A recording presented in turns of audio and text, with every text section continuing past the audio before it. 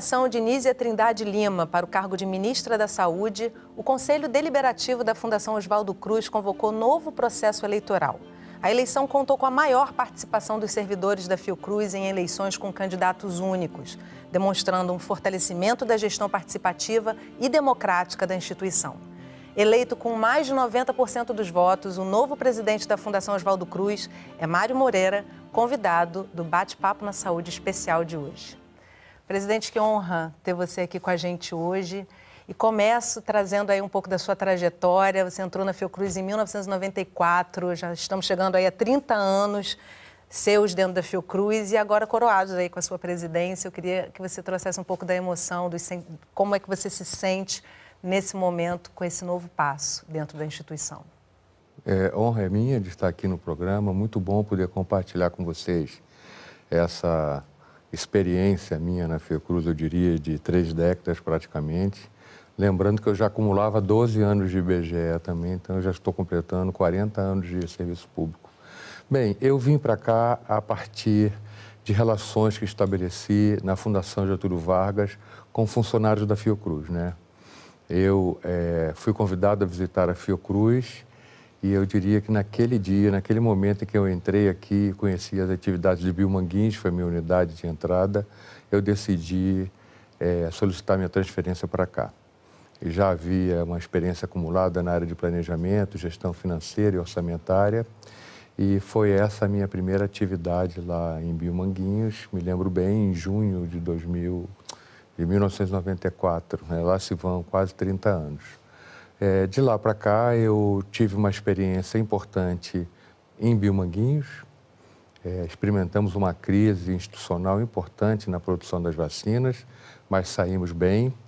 E de lá também, na minha transferência para o estado do Paraná, uma experiência bastante distinta de criação de um novo instituto da Fiocruz, o nosso mais novo instituto, o Instituto Carlos Chagas, e também a transformação do Instituto de Biologia Molecular do Paraná no que é hoje uma biotec a favor da Fiocruz. Creio que por conta dessa minha experiência, tanto em Biomanguinhos como no Paraná, em projetos institucionais, em desenvolvimento institucional, a candidata à época, Nízia Trindade, me convidou já para participar da campanha na perspectiva de montar um programa de gestão que fortalecesse programas de inovação, tanto na gestão como programas de inovação também nas atividades finalísticas. E vim para a campanha e confesso que foi uma surpresa também eu compor a equipe da então presidente da Fiocruz do período de 2017 a 2020, 17 a 20.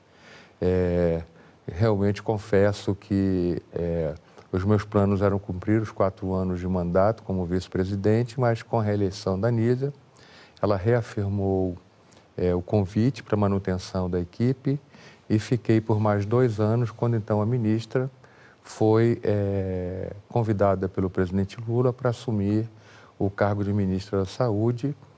E eu diria que nesse processo de unidade que ela própria produziu na Fiocruz, nesses últimos 6 anos, esse sentimento de unidade e maturidade institucional foi que fez com que o CD da Fiocruz decidisse pela candidatura única, pelo menos pelo grupo político, né, que o CD representa.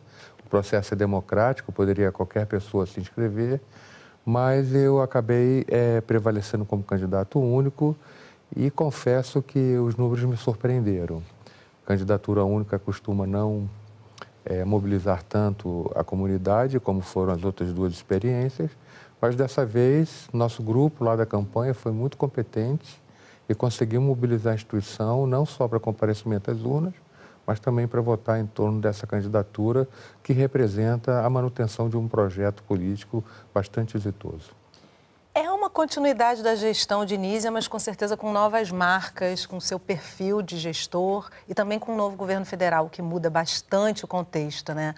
Como é que você imagina que vai ser essa gestão e o que você gostaria de deixar como um registro histórico da sua passagem pela presidência? É uma continuidade de um projeto bem definido e eu diria com referências bem atuais, que foram os 2 últimos congressos internos de 2017 e 2021, Eu sempre visito lá os nossos documentos, as nossas teses estão bastante atuais. Então, já há uma referência política para o nosso planejamento do presente, curto prazo, médio prazo e de longo prazo também. Eu diria que, evidentemente, o meu perfil como gestor imprime uma característica diferente na condução desse processo, mas eu diria que, em termos de projetos, nós já temos bastante clareza daquilo que é prioridade. Mas eu diria que a sociedade vem mudando rapidamente, né? Mesmo a eleição do presidente Lula, eu acho que foi um divisor de águas, abrindo aqui o parênteses dos 6 anos que completamos de mandato, muito difíceis mesmo, seja pela importância ou a não importância que a ciência e tecnologia assumia durante esse processo. Tivemos baixíssimos níveis de investimento em ciência e tecnologia, que é fatal para o setor, que enfrenta pela sua natureza uma rápida obsolescência, mas também em termos de políticas públicas, né? Tivemos importantes retrocessos e eu diria que a pandemia, nesse meio do caminho, uma tragédia que se abateu sobre o mundo e especialmente sobre o Brasil, que aqui encontrou profundas desigualdades sociais e a epidemia se manifesta de forma diferente, isso está mais do que claro. Mas eu diria que foi tempo também da Fiocruz se reafirmar como instituição estratégica do Estado brasileiro. Ainda que as condições políticas fossem totalmente desfavoráveis às nossas crenças de um país com um sistema de ciência e tecnologia maduro que pudesse favorecer o desenvolvimento, um desenvolvimento mais equilibrado, inclusivo, um sistema de saúde cambaleando também por falta de recursos. Eu lembro sempre, nós prevíamos isso quando da aprovação da Emenda Constitucional 95 e reduzia os investimentos na área pública, mas a Fiocruz se reafirmou e foi, eu diria, exuberante naquilo que ela pôde oferecer à sociedade brasileira, dentro daquilo que era esperado, mas também nós ultrapassamos muito. Então, voltando à pergunta, né? Temos 2 anos que traz um desafio embutido, que é aproveitar, de fato, esse alinhamento político, principalmente pela presença da ministra Nízia no Ministério da Saúde, evidente, mas não só por isso, pelos outros ministérios, pela linha de governo que já está anunciada.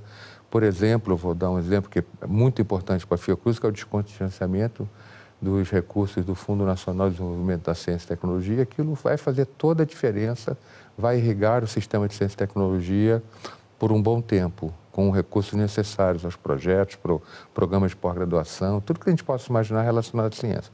Mas a Fiocruz, ela própria, eu acho que ela tem alguns desafios. Como ele disse, a sociedade vem mudando rapidamente. Eu fiz umas contas brincando lá durante a posse. Quando eu nasci, a expectativa de vida era de 56 anos, minha memória não falha. Quando o SUS foi criado, era de 62, 63 anos, e hoje é de 76. Nossa sociedade tem uma outra estratificação social, territorial, etária, que vai trazer, aliás, já vem trazendo novos desafios para o Sistema Único de Saúde. Eu acho que esse é um alerta importante para a Fiocruz. O outro são as mudanças climáticas, as relações cada vez mais fortes e claras entre meio ambiente e saúde, que vai requerer da Fiocruz um reposicionamento da sua agenda de pesquisa, dos seus programas de pós-graduação, até mesmo da estratégia de inovação nas nossas unidades tecnológicas, cito em especial Biomanguinhos e Farmanguinhos, por exemplo. A Fiocruz sempre representou, ao longo da sua história, assim, um papel muito importante, não só na execução de políticas públicas com impacto social, mas também mesmo no fomento a essas políticas, né, junto com o governo federal. Hoje, a gente tem um governo federal alinhado com o olhar da Fiocruz de justiça social. O senhor fez uma viagem junto com o presidente Lula e mostra também um alinhamento forte da instituição. Qual a importância disso e de que maneira a Fiocruz pode apoiar o governo federal em retomar políticas de impacto social? Eu vou voltar a esse ponto que é muito importante. Voltar não, eu vou dar destaque a esse comentário que você fez acerca da missão do presidente Lula à China, Portugal e Espanha. Vale notar que a nossa agenda de saúde nesses encontros, nessas missões diplomáticas, giraram em torno da própria Fiocruz. Foi a Fiocruz quem assinou os acordos na China e foi a Fiocruz que assinou os acordos em Portugal. Por que isso? Por que não o Ministério da Saúde? Porque esses acordos vinham sendo trabalhados com já uma certa dificuldade de diálogo de outros países com o governo brasileiro à época. Nós estamos falando de acordos que vinham sendo discutidos desde o ano passado. Com Portugal, por exemplo, a viagem da ministra Anísia, à época presidente da Fiocruz, a viagem da qual eu participei, iniciou um processo de diálogo com o governo português, onde a Fiocruz era reconhecida pelo nosso parceiro como uma instituição do Estado brasileiro, que pudesse fazer um diálogo de alto nível nessa aproximação ou reaproximação histórica que temos com Portugal, mas na China foi a mesma coisa. Então, pode causar uma certa estranheza o fato da Fiocruz e não o Ministério estar assinando, mas justamente por isso, pela dificuldade de diálogo que o Brasil oferecia naquele momento na conjuntura internacional. É um ponto importantíssimo, eu faço esse diálogo também com os nossos desafios nacionais. A Fiocruz hoje é um ator internacional que vem sendo convocado para várias iniciativas que buscam evitar que situações dessa natureza que aconteceram durante a pandemia se repitam, não só do ponto de vista da preparação, de uma vigilância mais moderna, mais espalhada pelo mundo, mas também no acesso da população a produtos para a saúde, que foi um desastre durante a pandemia. Eu falo especificamente da vacina, mas também para onde a gente olhava tinha dificuldade de importação e tudo mais. Do ponto de vista nacional, assim, a dimensão, eu diria, é a mesma. Posso fazer uma analogia bastante direta. Há um convite dos governadores nos estados onde nós não estamos presentes de ter uma participação da Fiocruz. E eu tenho dito internamente e para esses interlocutores que eu acho que a Fiocruz precisa inaugurar uma nova fase da sua presença nacional, que não se represente necessariamente pela criação de unidades, pela criação de institutos, mas sim a partir de uma forte articulação com sistemas de ciência e tecnologia e sistemas de saúde locais. Eu acho que esse é o futuro que se coloca para nós, tanto na possibilidade da gente ter uma amplitude de ação, mas também da sustentabilidade dessas ações. Nós hoje já estamos presentes em 11 estados da federação, mas eu creio que pela natureza da Fiocruz, pela sua vocação e pela necessidade do país de fortalecer seu sistema de ciência e tecnologia e do seu sistema de saúde, a Fiocruz naturalmente vai caminhar para outras regiões, estados do país, mas como eu disse, com essa nova marca, que é uma marca de inserção no sistema já existente, tanto de saúde como de ciência e tecnologia. Muito trabalho e trabalho importante, né, doutor Mário? O bate-papo vai fazer um intervalo bem rapidinho e volta já falando com o novo presidente da Fiocruz, Mário Moreira. Não sai daí, a gente volta já.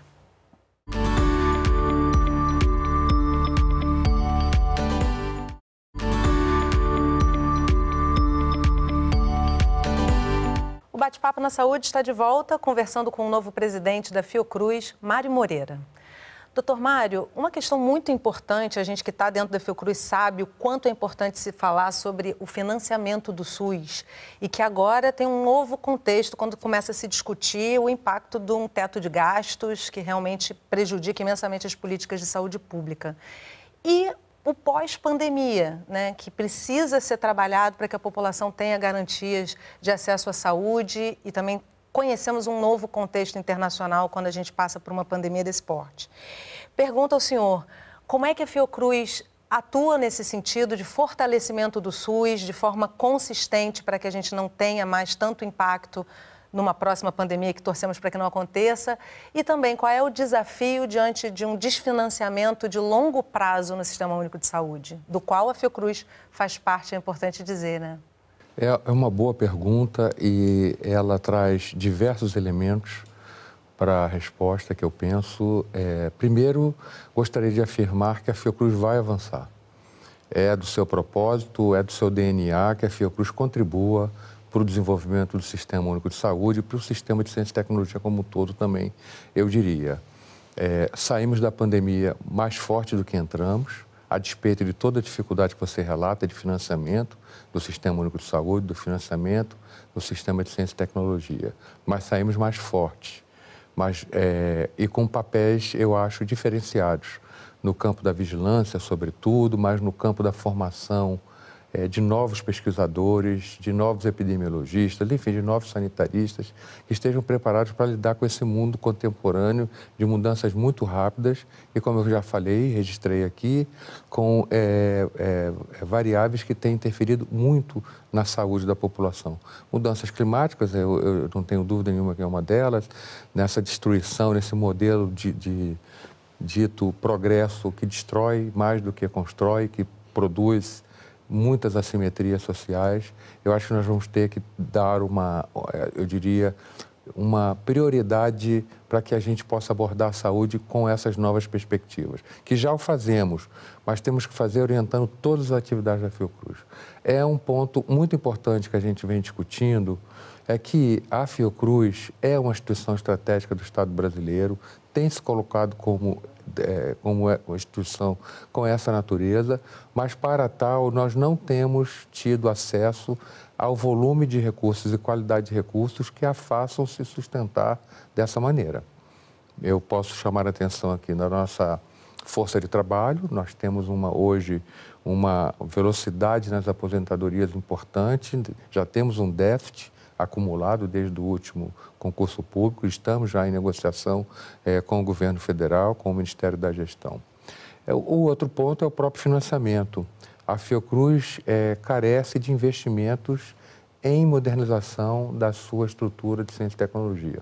Me refiro a prédios, equipamentos, plataformas tecnológicas. Esse é um diálogo franco que eu já estou tendo com o governo federal e, como eu disse lá durante a posse, reforçar o sistema de ciência e tecnologia brasileiro é fortalecer a Fiocruz.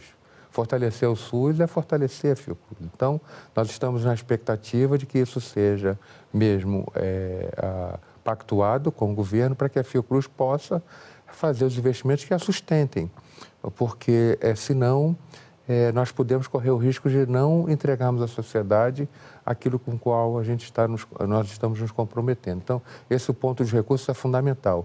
A gente compreende a situação do governo, o governo está num esforço fiscal de equilíbrio das contas, mas eu acho que para a saúde, ciência e tecnologia e para a educação não pode faltar recursos. Então, essa é a minha crença, essa é a minha esperança, para que a Fiocruz possa continuar avançando. Ela tem papel na vigilância, como ele disse, nos desafios, por exemplo, da transição demográfica. Nós temos uma população que vive mais, como eu já me referi aqui antes, e que traz consigo uma nova carga de doenças, que são as doenças crônicas, que convivem ao lado com as doenças infecto-contagiosas, que caracterizavam o nosso quadro sanitário até pouco tempo e prevaleciam, que hoje estão equilibradas, doenças crônicas e doenças infecto-contagiosas, que vão exigir da Fiocruz uma nova maneira de olhar o Sistema Único de Saúde, uma nova maneira de olhar a sociedade e uma nova maneira de conduzir os seus processos de formação de quadros,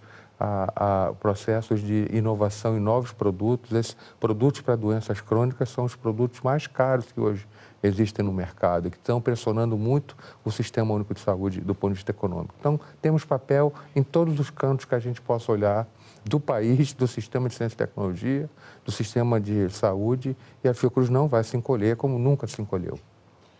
A Fiocruz tem uma assinatura super importante nas políticas de combate à fome, desigualdade, na busca pela equidade, antirracismo. Isso se mostra muito na agenda Fiocruz de Agroecologia, por exemplo.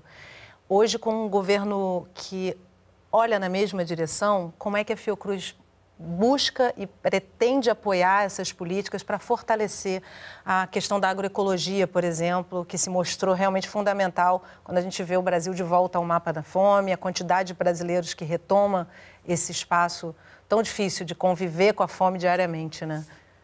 Como é que o senhor vê a presidência da Fiocruz atuando juntamente com e a instituição como um todo atuando junto com o governo federal nesse combate? Esse é um tema que ganha força na Fiocruz, na sua agenda institucional. Nós tivemos um grande evento aqui organizado pela Escola Nacional de Saúde Pública, que aconteceu nas instalações da Escola Joaquim Venâncio, e eu pude presenciar lá, para além da importância do tema, a força que esse tema tem em articulação com a sociedade, como é que consegue colocar alinhados ali, ombreados, órgãos de governo, agências, universidades, pessoas que militam nesse campo, e eu acho que ele vai ganhar força. Ontem, por acaso, eu tratava desse assunto, também na perspectiva internacional.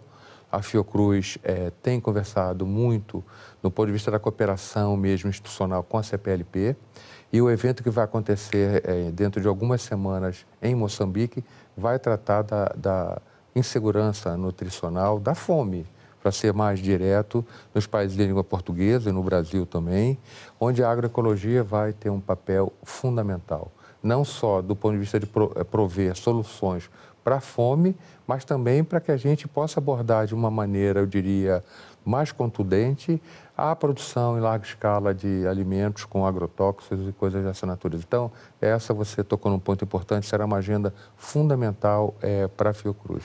Do ponto de vista das questões raciais, por exemplo, de gênero, eu tenho convicção de que o sistema de saúde é hoje o programa, a política de governo, como a gente queira chamá-lo, mais inclusivo que nós temos no Brasil hoje. Mais inclusivo, do ponto de vista social, racial, de gênero. Ele não faz distinção nenhuma para receber as pessoas, para ofertar os produtos e serviços. Eu acho que essa é a nossa grande aposta, mas não dissociada de outras articulações.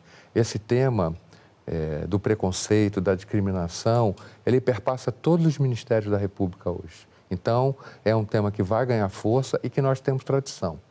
A minha preocupação é que a Fiocruz, da mesma maneira, com a mesma força que ela propaga crenças, valores, conhecimentos nesse campo, possa também fazer uso disso, dessa sua força intelectual, para as ações internas, para os nossos programas, nossas práticas organizacionais. Eu lembro que a minha primeira ação enquanto presidente, de fato, foi criar a coordenação que vai tratar disso no âmbito da presidência. Ao lado dela, nessa mesma linha, muito me preocupa também a discussão da sustentabilidade da Agenda 2030, dos Objetivos de Desenvolvimento Sustentável, que a Fiocruz tem protagonismo importante e mundial também, né? E tem me surpreendido muito o reconhecimento da Fiocruz como um centro de pensamento e de formação nessa área. Mas precisamos fortalecer isso para dentro também. A Fiocruz não é uma organização sustentável, estamos tratando disso, em breve teremos novidades, vamos criar um grupo de trabalho para que ela possa fazer uma reflexão interna. Se os nossos prédios têm eficiência energética, se nossos prédios têm acessibilidade, se a nossa matriz energética ela é poluidora ou não. Claro que a gente não vai resolver isso em 2 meses, talvez nem em mais 4 anos, 8, mas é um projeto que precisa ser iniciado quanto antes para que a gente mantenha a coerência entre aquilo que a gente acredita e aquilo que a gente pratica.